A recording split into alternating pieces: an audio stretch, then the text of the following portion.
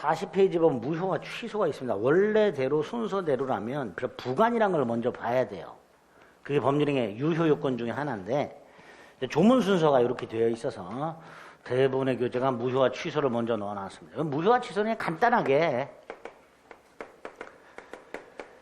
법률행위가 유효 요건을 갖추지 못하면 지금까지 본 게 무효 아니면 취소였잖아요. 그죠? 그거 모아서 보는 거예요.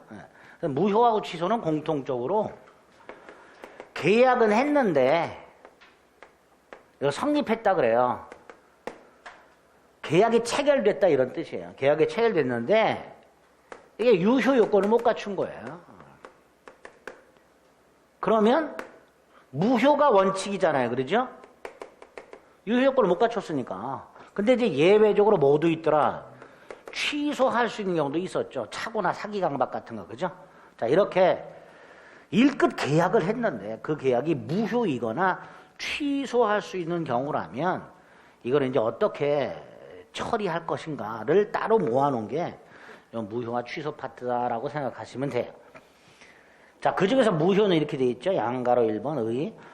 어떠한 법률행위 예컨대 매매계약 따위가 체결은 되었지만 효력요건 즉 유효요건을 갖추지 못한 경우 그 법률행위는 당연히 효력이 발생하지 않는다. 이걸 무효라 한다. 근데 민법은 일단 유효하되 특정인의 일방적인 의사표시라고 돼 있죠. 이게 취소예요. 이렇게 취소를 하면 그 법률행위를 그냥 소급해서라고 돼 있죠. 무슨 뜻이에요? 처음부터 무효로 하는 경우도 인정하고 있다. 이걸 취소를 한다. 이렇게 되어 있죠. 자, 그런 걸 어떻게 처리할 것인가의 문제가 남고요. 그 다음에 양가로 3번을 보면요. 무효 사유와 취소 사유가 병존하는 경우도 있을 수 있다. 예를 뭘 들어놨어요?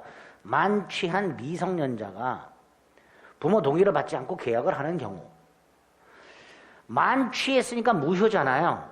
또 미성년자가 부모 동의 안 받고 했으니까 취소할 수 있잖아요. 그렇죠? 이렇게 하나의 행위 속에 무효 사유도 있고 취소 사유도 있을 때 우리 대법원은 둘 다 인정해요. 이걸 무효와 취소의 이중효, 무효와 취소의 경합 이렇게 불러요. 그러니까 행위한 사람이 선택하면 돼요. 무효다라고 주장할 수도 있고요. 취소할 수도 있고요. 이렇게 됩니다. 그건 무효와 취소의 이중효라고 합니다.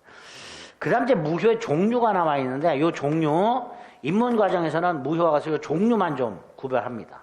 종류. 그 종류에 보면 첫째 절대적 무효, 상대적 무효 이런 게 있어요. 자, 절대적 무효는 뭐고 상대적 무효는 뭐냐? 우리 조문을 하나씩만 확인해 봅니다. 13페이지 보세요. 13페이지. 13페이지를 보면 맨 밑에 103조가 있습니다. 거기에 보면 무효로 한다. 딱 이렇게 돼 있죠. 그런데 22페이지를 보세요. 22페이지에 보면 허위 표시라는 조문이 하나 있고요. 1항에 보면 무효로 한다 이렇게 돼 있죠. 근데 2항이 하나 더 붙어 있어요. 거기에 보면 선의의 제3자에게는 대항하지 못한다 이렇게 돼 있죠. 이 두 개를 구별하는 거예요. 무효로 한다로 끝. 이게 절대적 무효. 이게 절대적 무효. 반면에 선의의 제3자에게 대항하지 못한다 그러면 이건 상대적 무효 이렇게 되는 거죠. 그러니까 앞에서 봤던 103조가 절대적 무효가 되는 거고요. 지금 본 108조가 상대적 무효가 되는 거예요. 각괄이 어떤 계약을 했을 때 이 계약이 무효야. 그래서 A토지 매매 계약을 했어요. 근데 얘가 만취해 있어. 계약할 때. 그럼 계약 무효죠. 그죠? 자, 각과 을이 A토지를 매매했는데요. 이 매매가 가장 매매야. 역시 무효예요. 둘 다 설명드렸었죠. 만취한 자의 계약 무효, 가장 매매 무효. 그런데 여기에 제3자가 등장했을 때 달라진다면 제3자가 그 제3자가 선의일 때 선의 다시 말해서 갑을 간의 계약이 무효라는 걸 모르고 있는 제3자. 있을 수 있죠. 을하고 다시 매매한 제3자. 그런데 갑과 을 사이의 매매 계약이 무효기 때문에 을은 권리자가 아니에요. 그죠? 그런데 병은 그걸 몰라.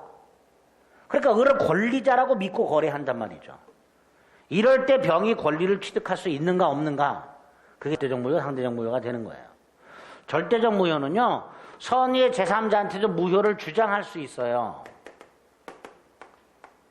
그러니까 너도 무효다, 얘도 무효가 되는 거예요.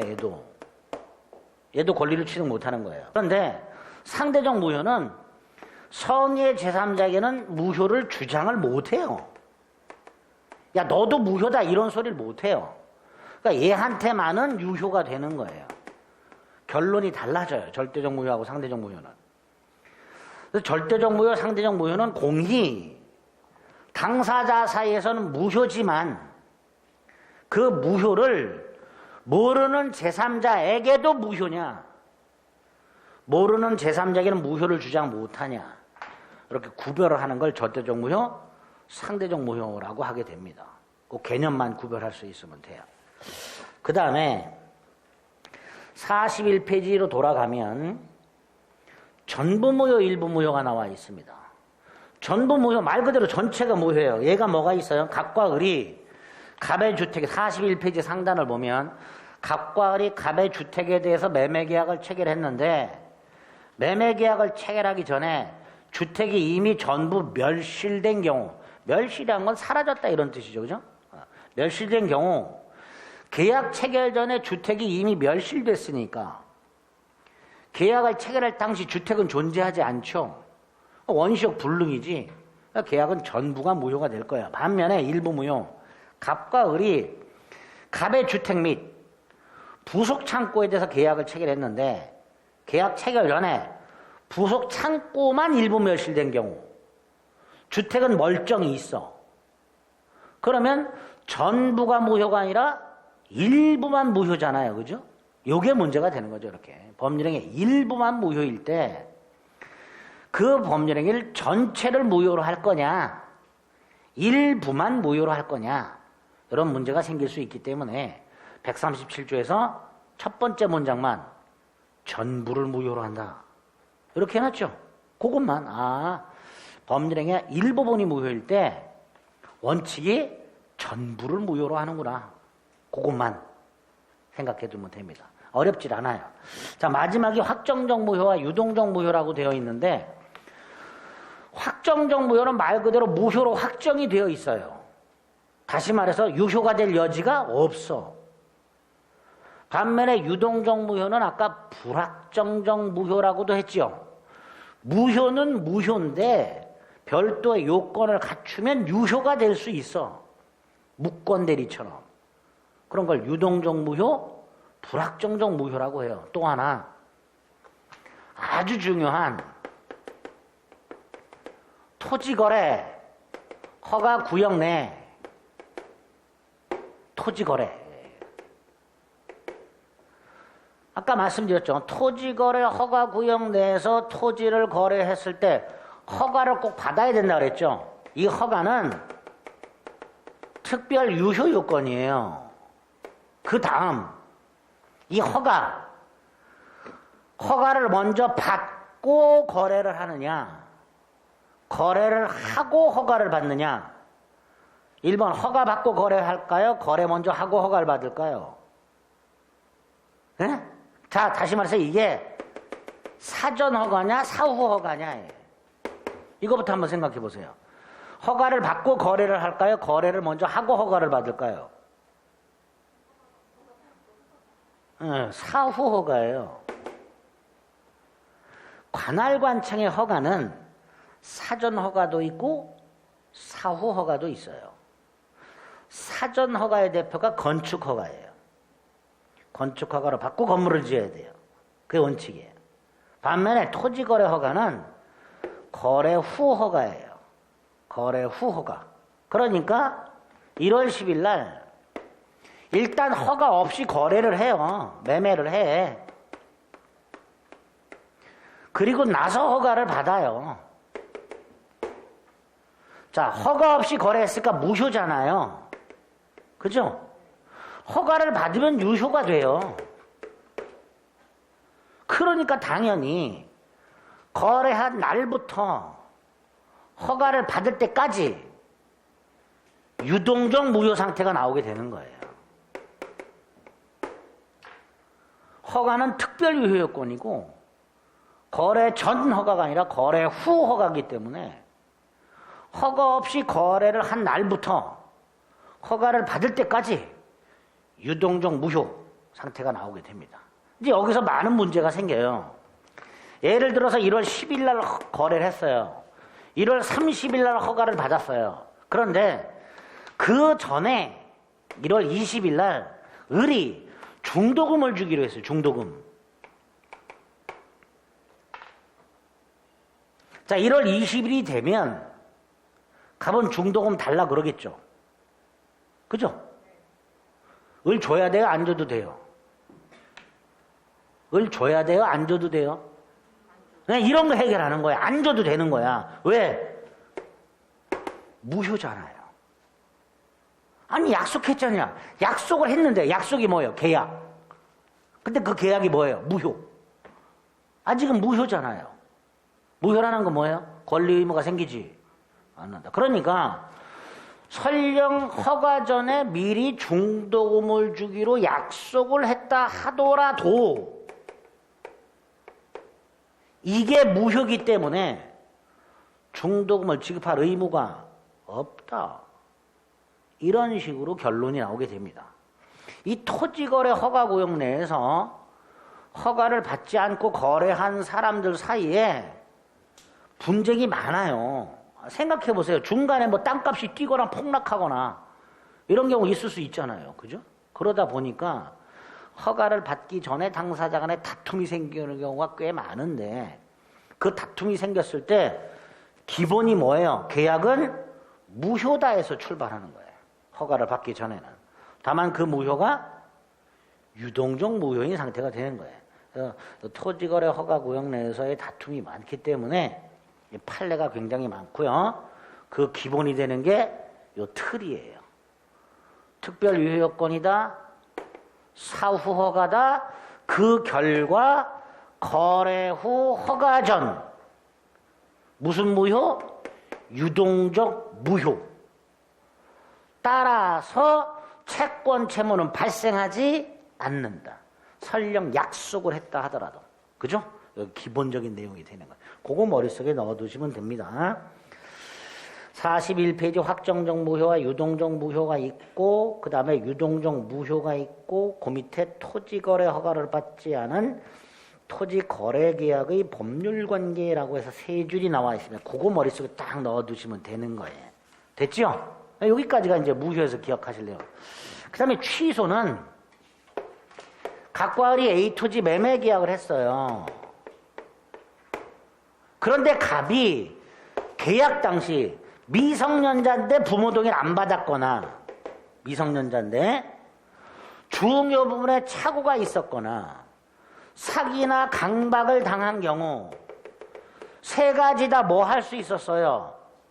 유효하지만 취소할 수 있었어요. 그렇죠?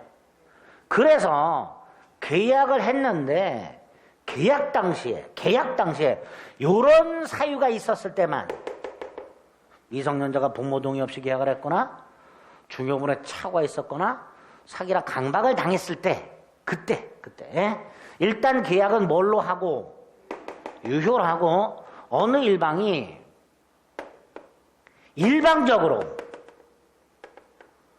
무효로 할 수 있는 것 요걸 뭐라 하자? 취소를 하자라고 약속을 한 거예요.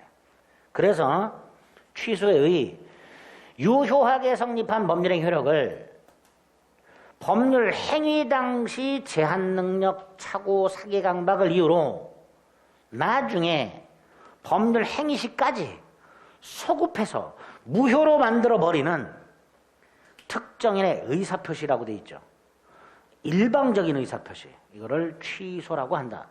자, 이때 계속 말씀드렸지만 일방적인 거예요. 그러니까 취소하는 사람은 별 문제가 없겠지만 당하는 사람 입장에서는 황당하겠죠. 느닷없이 계약이 취소되니까. 그래서 반드시 계약을 취소하려면 계약 당시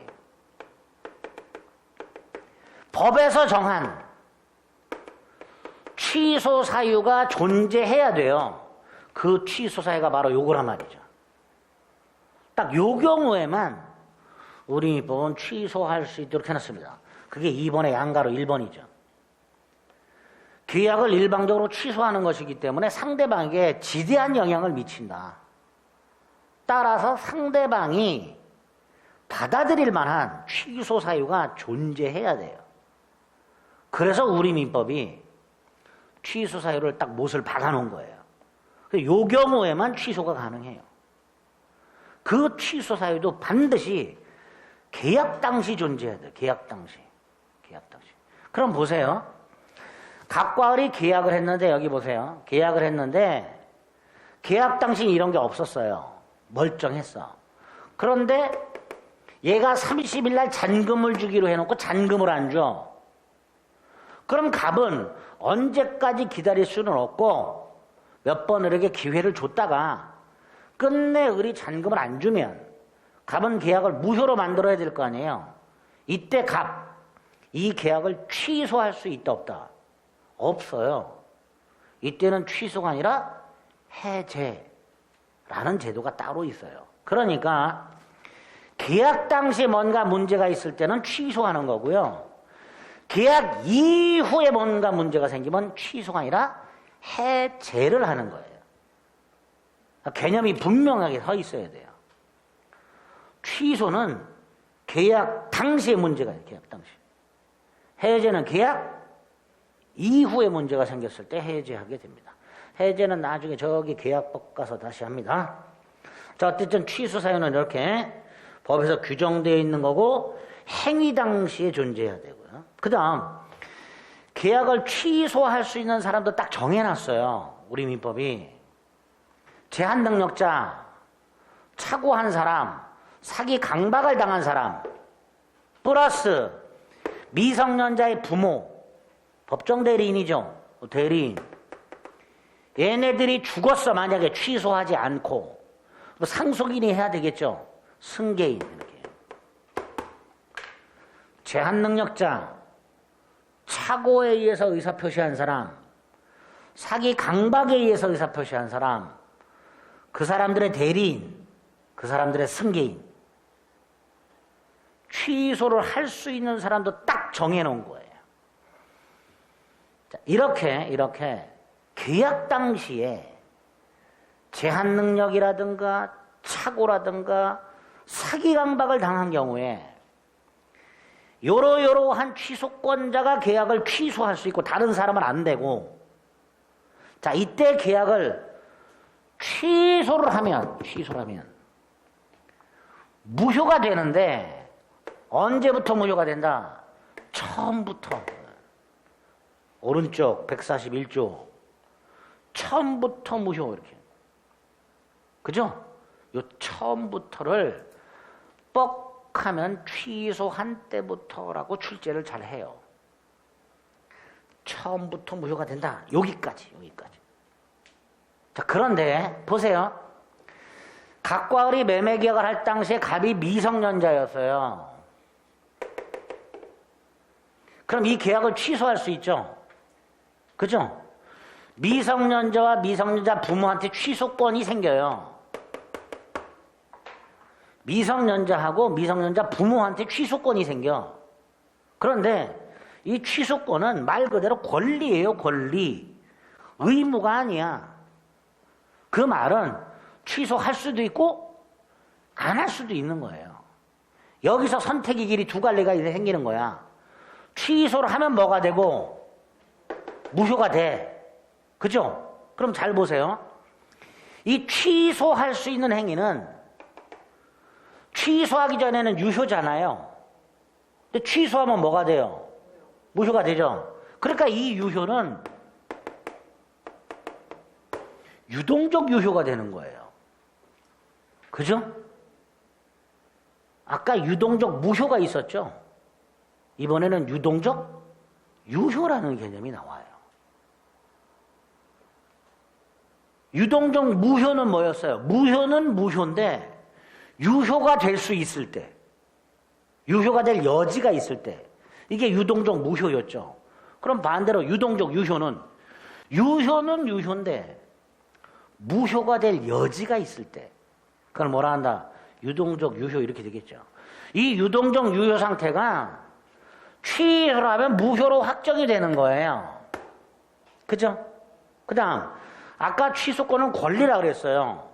취소권을 행사할 것이냐 행사하지 않을 것이냐, 이건 취소권자의 선택의 문제예요. 선택. 취소권자의 자유예요. 계약을 취소할 수도 있고 안 할 수도 있단 말이죠. 그죠?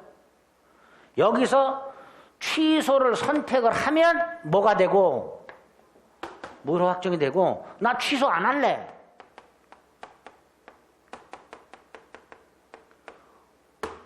포기할 수도 있죠.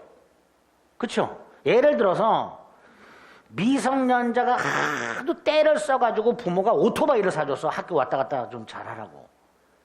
자기는 학교에 오토바이를 사줘야 꼭 학교를 다니겠대. 뭐 요즘 생떼 쓰는 미성년자 어쩔 수 없죠. 불안하지만 오토바이를 사줬어.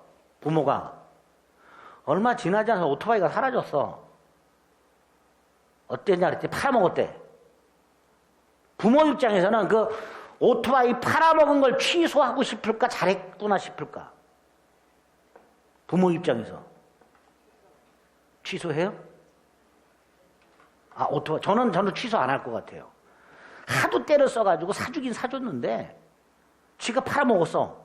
안심할 것 같아요. 오히려 잘했다 속으로. 취소 안 할 것 같아요. 저 같으면. 그죠? 아닌가?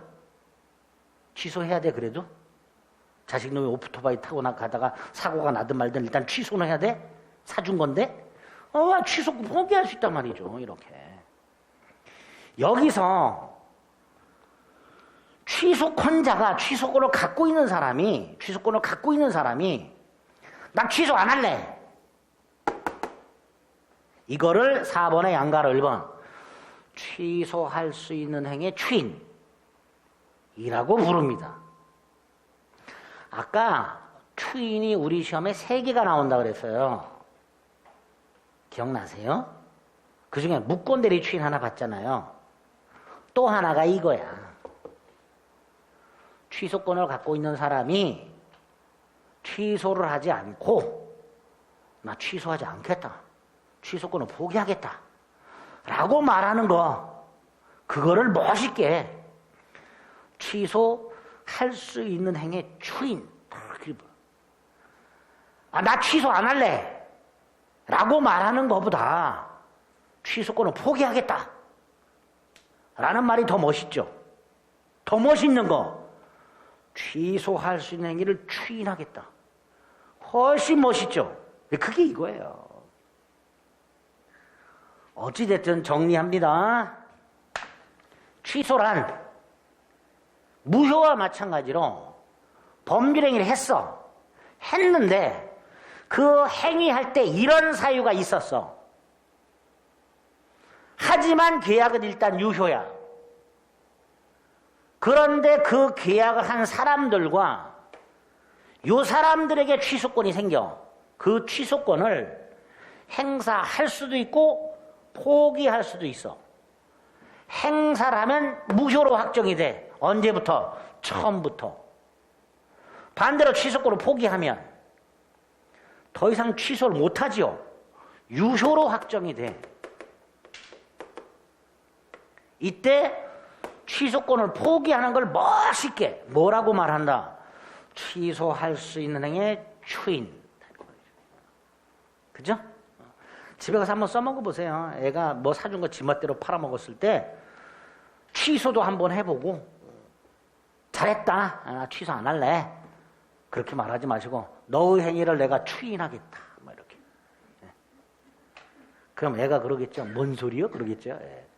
그게 이거죠. 취소할 수. 그래서 오늘 취소의 뜻과 취소의 사유와 취소 권자와 취소의 효과와 마지막으로 취소권 소멸과 관련된 취소할 수 있는 법률행위의 추인. 딱 여기까지 개념을 생각해 주시면 되겠습니다. 됐죠?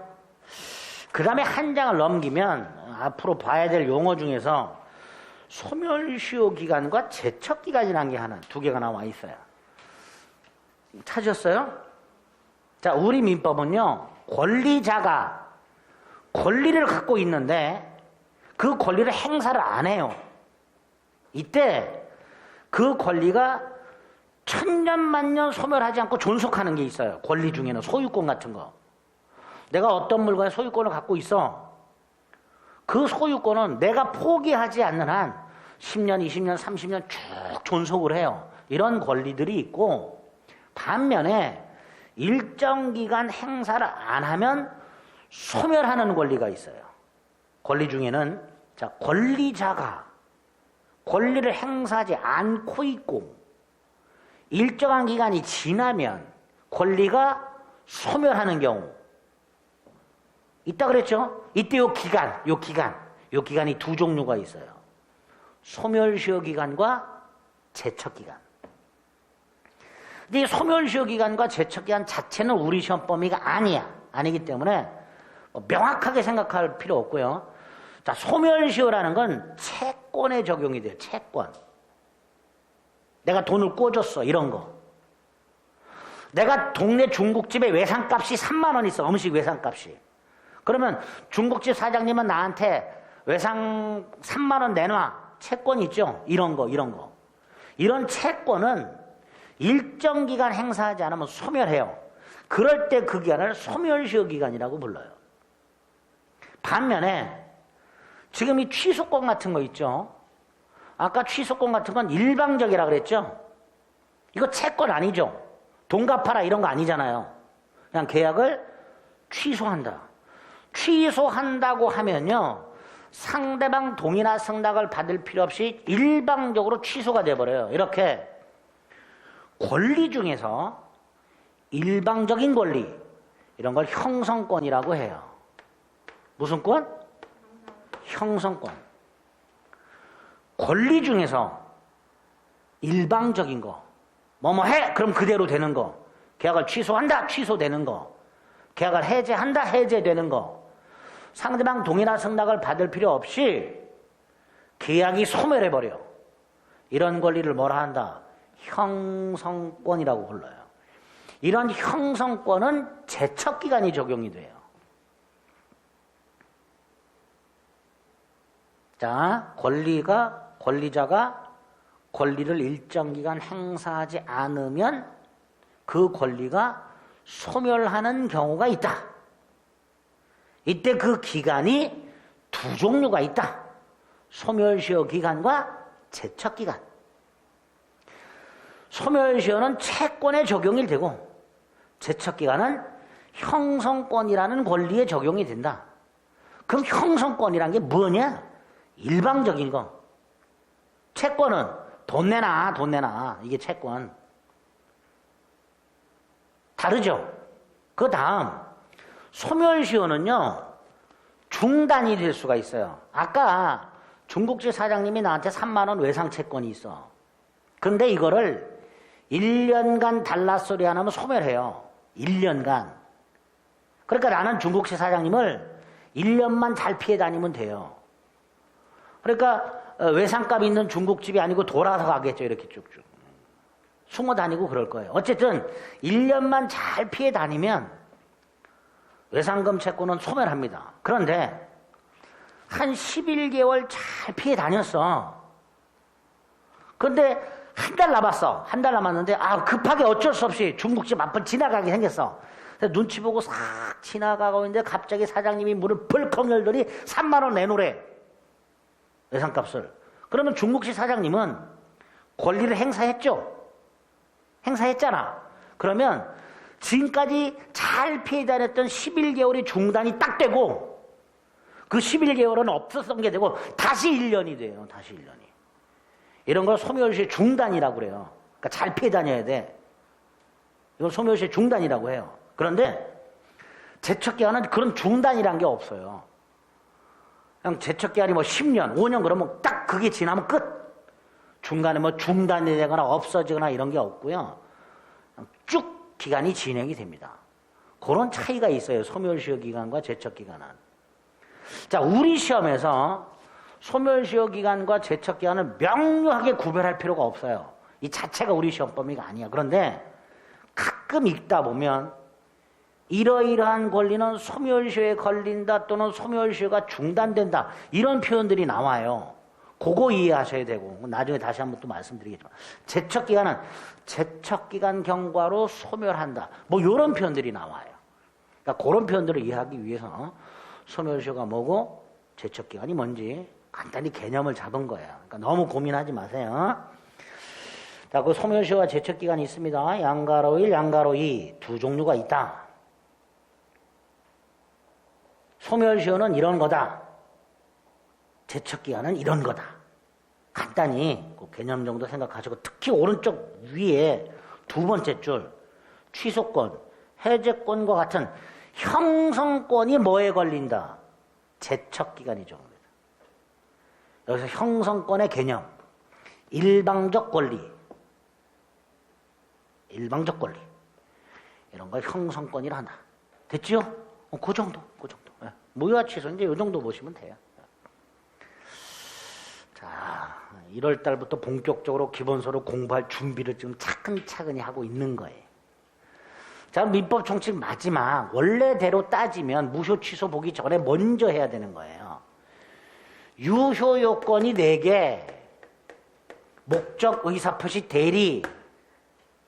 그 다음에 하나가 더 있어. 이걸 못 갖췄을 때 무효 취소예요. 근데 이거 먼저 한 거예요. 요거 빼고. 마지막 남은 거 하나, 그게 부관이야. 45페이지. 자, 그런데 이 법률의 부관은 줄임말이에요. 법률행위에 부가된 약관을 줄임말이에요. 부가된 약관은 뭐냐? 이제 그걸 설명을 드릴 거예요. 자, 법률의 부관이란 건 법률행위에 갖다 붙였는데 이 부관에 의해서 법률행위 계약의 효력이 생기기도 하고 소멸하기도 해요. 이 부관 때문에 개념 요소를 오늘 명확하게 기억하셔야 돼요. 3가지 개념 요소가 있어요.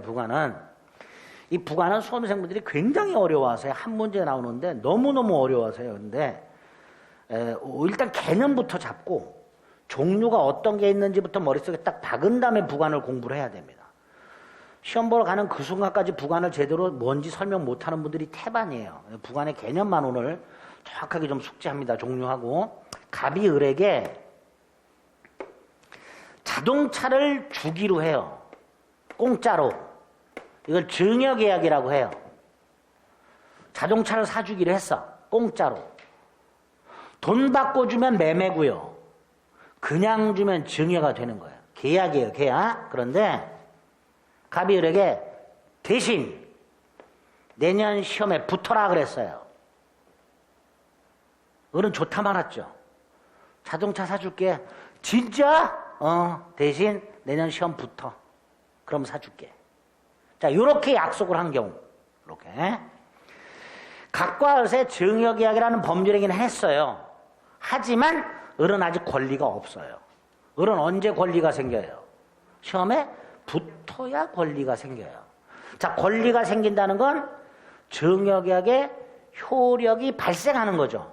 결국 을이 33회 시험에 붙어야 증여계약의 효력이 발생을 해요. 그죠?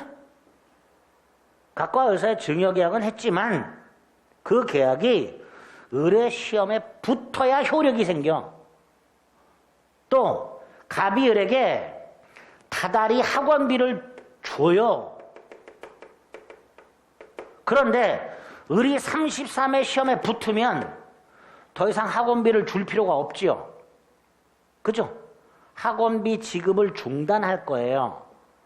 학원비 지급을 중단한다는 것은 이 효력이 소멸하는 거예요. 그죠? 효력이 소멸해요.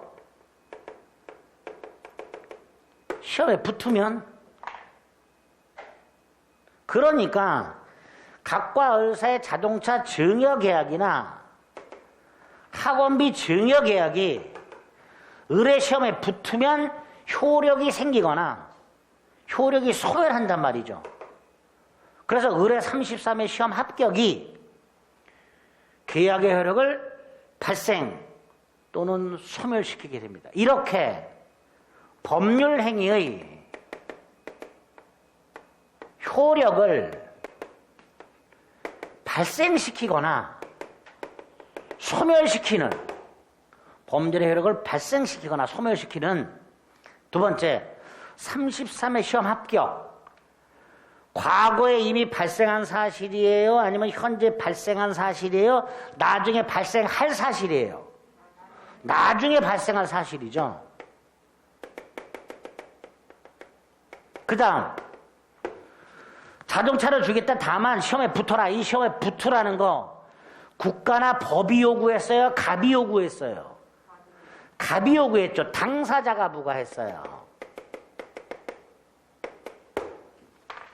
이게 부관의 개념 요소 세 가지예요. 어렵지 않죠? 부관이 뭐냐? 법률 행위 효력의 발생 또는 소멸을 좌우하는 장래 발생할 사실로서 당사자가 부과한 것, 그걸 뭐라 하자? 부관이라 하자 라고 약속을 한 거예요. 45페이지 부관의 의 1번 2번 보세요. 갑이 을에게 22년 33회 합격하면 자동차를 주겠다. 그러면 을이 33회 시험에 합격하는 걸 조건으로 증여하는 계약을 한 거다.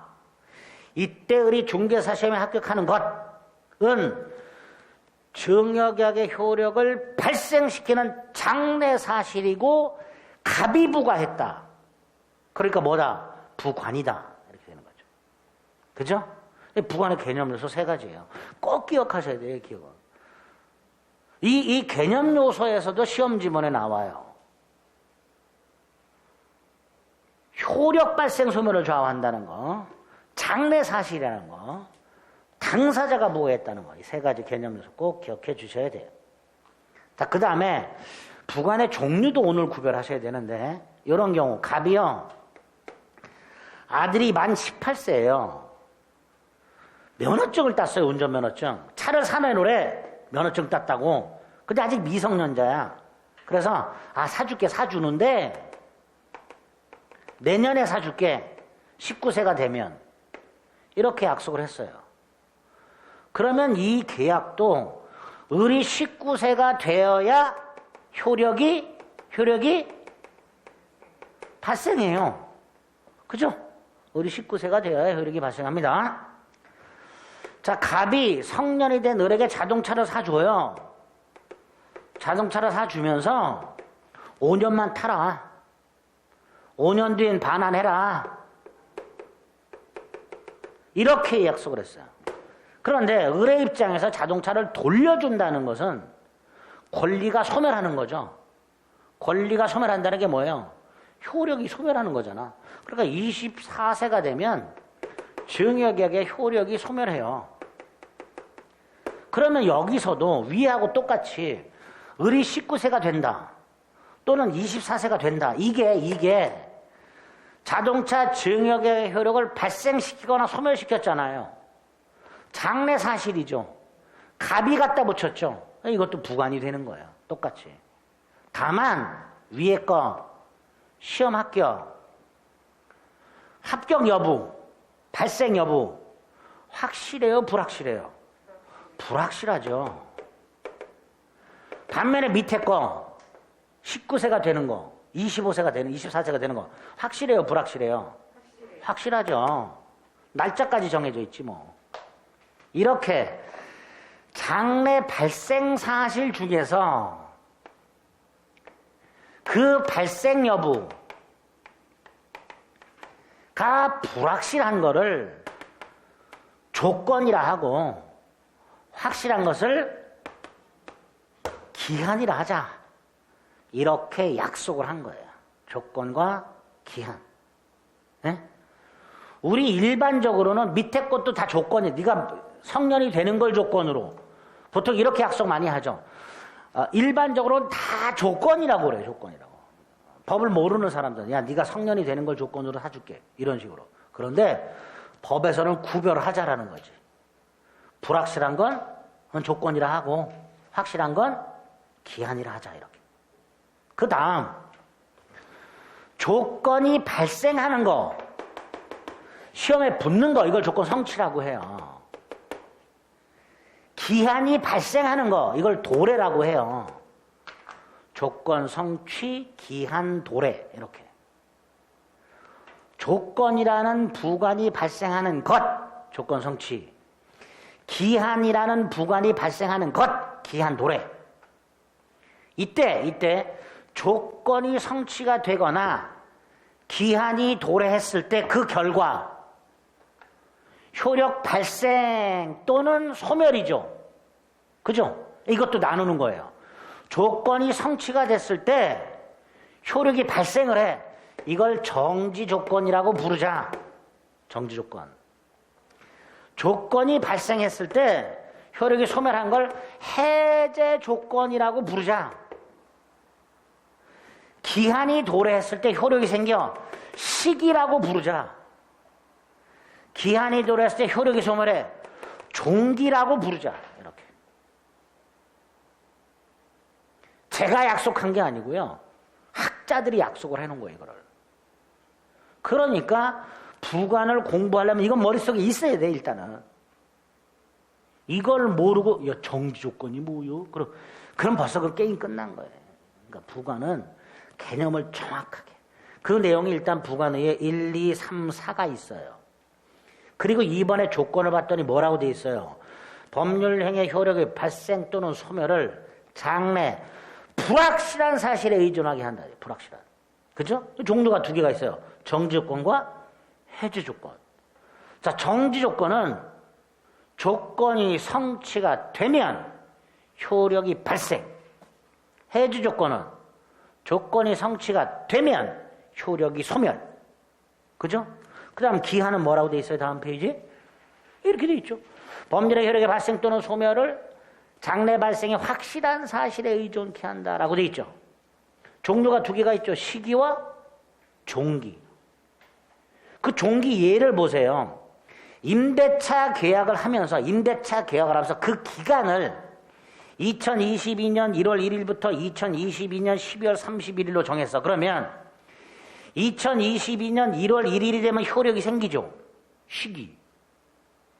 2022년 12월 31일이 되면 효력이 소멸하죠. 종기. 이렇게 되는 거예요. 그 다음 기한은 확정기한, 불확정기한으로 나누기도 하는데요. 쉽게 생각하세요. 확정기한은 날짜가 정해져 있어요. 불확정기한은 날짜가 안 정해져 있어요. 자, 불확정기한은 이렇게 돼 있죠. 내가 기르던 개가 죽으면 개집을 너한테 주겠다. 자, 개가 죽으면 준다 그랬죠. 개가 죽는 거. 발생 사실이 확실해요, 불확실해요? 개가 죽는 거. 확실, 불확실? 확실하죠? 확실히 죽지. 근데 언제 죽어? 몰라. 그게 불확정기한이에요. 발생하는 건 확실한데 날짜가 불분명한 거, 이런 걸 불확정기한이라고 하게 됩니다.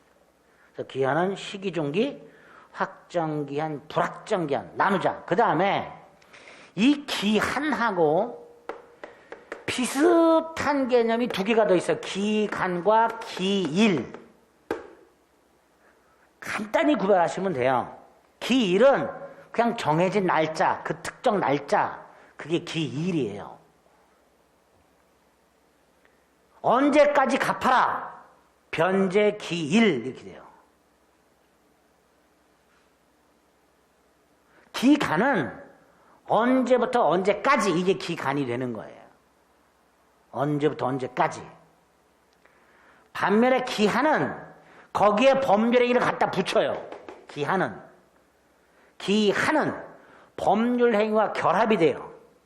그래서 법률의 효력을 발생시키거나 또는 소멸시키는 날, 그게 기한이라고 생각하시면 돼요. 다르죠? 기일은 특정한 날, 기한은 법률행위 효력의 발생 또는 소멸을 좌우하는 날, 기간은 언제부터 언제까지. 조금씩 다르죠? 조금씩 달라요. 자, 그 중에서 법률행위의 효력 발생 소멸과 관련되는 것, 기한이라고 부르죠. 됐죠? 자, 그래서 우리 지난주와 이번 주에 걸쳐서 법률행위와 같은 계약이 유효하려면 어떤 요건이 필요한가 4가지를 본 거고요. 마지막에 부관을 본 거예요. 그리고 요건을 갖추지 못하면 무효 또는 취소할 수 있다. 크게 이거 한 거예요. 요요건 4가지야. 요요건을 못 갖췄을 때 그 법률행위 무효 또는 취소. 그러면 그 다음 유효해. 그럼 뭐가 생겨요? 권리가 생겨요. 이 권리가 민법에 대표적으로 4개가 있어요. 물권, 채권, 친족권, 상속권. 근데 그 중에서 친족권, 상속권 우리 시험 범위가 아니고 물권과 채권만 우리 시험 범위가 생겨요. 물권과 채권. 이때 물권은 99%가 우리 시험 범위에 있고요. 물권에 내연. 채권은 채권 중에서 일부만 우리 시험 범위에 있어요. 그 채권 중에서 계약이라는 것만 따로 보는 거예요. 계약. 그래서 이제 민총 다음에 나오는 게 물권이 되는 겁니다. 타이틀이 물권법 이렇게 돼 있죠? 법률 행위가 유효하려면 어떤 요건을 갖춰야 되는가? 갖추지 못하면 무효 또는 취소다. 갖추면 권리가 생긴다. 뭐가? 물권이. 그러니까 물권이 뭐가 있냐? 이런 걸 쫙 살펴보는 거예요. 아시겠죠? 네, 물권은 잠시 쉬었다가 또